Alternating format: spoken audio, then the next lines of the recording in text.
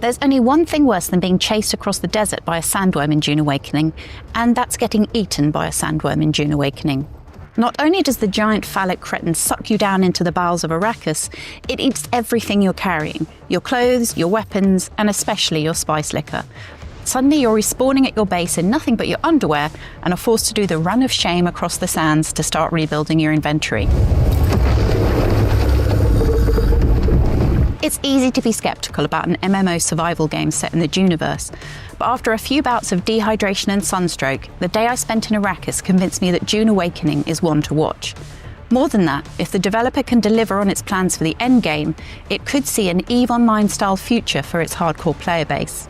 This massive project is the work of Funcom, the studio of the Conan Exiles Dong Slider fame, and sets you on a path from broke-ass Arrakis hobo to an influential figure harvesting spice on an industrial scale and pushing their personal agenda at the Landsrad.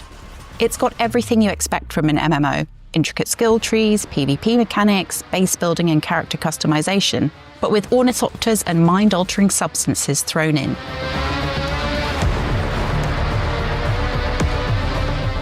Kneel. Put your hand in the box. Dune Awakening is set in a world where Lady Jessica had a sliding doors moment and chose to follow the instructions of the Bene Gesserit and have a daughter, Ariste, instead of the little twink we know and love, Paul Atreides.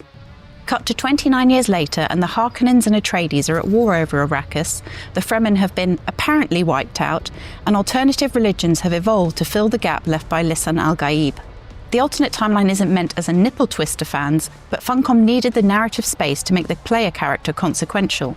Obviously, we did somewhat controversial, but I think very correct choice of creating the alternate history, which allowed us to detach a bit from what was going on in the movies and kind of focus on developing the game, he told us. It's also been very helpful in that it allows us to bring a lot of the big-name characters that people really want to interact with back into the story. So in the books, a lot of the big-name characters die off quite early. With our story, we get to keep them around, which is really cool.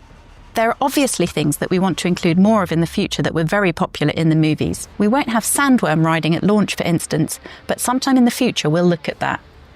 If it still doesn't sit right, Dune purists should know that Funcom got the blessing of the Herbert estate for the project, working with it and the makers of the current movies to keep everything true to the lore. It influences everything from the skills you can learn to the crafting progression, and it's a key part of trying to ensure that Awakening stands out in an ever-growing pack. Survival games are all over Steam right now, and I've tried most of them. Drop me naked in a jungle and I'll happily bash rocks and branches together for hours. Abandon me penniless in a fantasy landscape and I'll be crafting swords before breakfast. Dune Awakening stands out the minute you exit character creation for one very stressful reason. Arrakis isn't exactly a tropical island or a verdant forested ecosystem. In the opening area, Haga Basin, there's no water, scarce wildlife and a distinct lack of coconuts.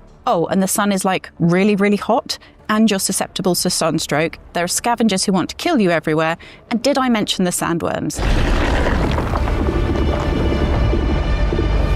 For the first few hours, my entire life hinged on dewdrops, granite, and plant fibres, and the advice of an NPC with a pet bat who babied me through covering the basics of weapons, armour, and hydration until I could make it on my own.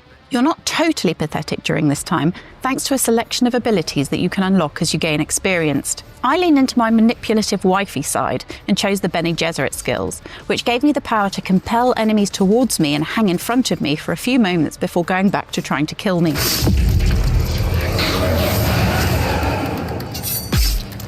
Don't get me wrong, I was still very much a toddler in the eyes of Dune Awakening.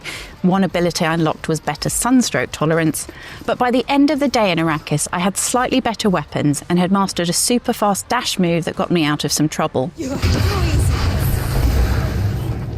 I could only dream of the wild combinations of ranged and melee combat combined with passive and active abilities that could be swapped in and out according to need, shown off by the developers, but the skill point acquisition felt fast enough that I'll get there without too much hanging around once I'm playing at home. You won't be tied to your first speciality choice either, so you'll be able to mix and match. The other starting classes are Trooper, Mentat, sort of recon and strategy focused, and Swordmaster.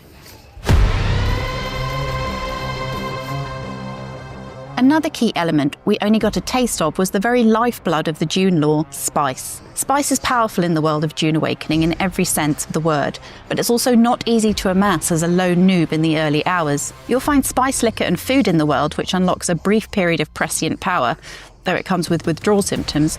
But later in the game, you can build transports, harvesters, and automated spice collection system to score the quantities you'll need for trade, serious crafting, all managing a raging spice addiction. I suspect the value of spice to players versus the pain of collecting it will be something Funcom will be balancing long after the game is released. Producer Nils Ryborg also explained how the spice mechanic would work. I think spice is really cool, obviously super important in the lore, and we use it to, well, it has some story aspects that I won't get into, but it's also the fact that we can use it to improve the strength of our abilities and how well we get to interact with them. But then having the drawback of the spice addiction and needing more of it, more and more and more, a lot of the endgame systems being reliant on, hey, can you get enough spice to pay all your taxes for your huge base and have the correct political sway that you need and build whatever endgame things that you need to build? I feel that it's been a very rewarding thing to pull off because we're now allowing all the iconic things that you think of from the Dune books to become natural mechanics that fit very well into the game. He also explained how a spice addiction might affect you. If you're constantly high up on spice, you will start seeing weird and wonky things. I think it's fun, right? Because you're empowering your abilities, but you're also potentially putting yourself in the situation where you have worse possibilities.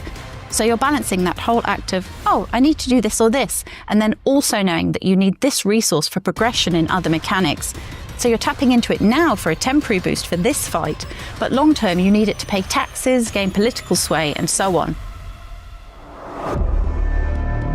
Once you've learned to live Arrakis style, you can start to focus on more than just beverages. There's a simple building system so you can start to construct your base, or sub-fief, and which you'll slowly start to fill with machines that automate the basics of survival. A machine to extract water from blood that you can harvest from enemy corpses, another to purify the ores that you find. You'll need a fabricator to create armor and weapons. We only had access to very basic granite building blocks at the early stage of Dune Awakening, but options for customization will increase as you progress.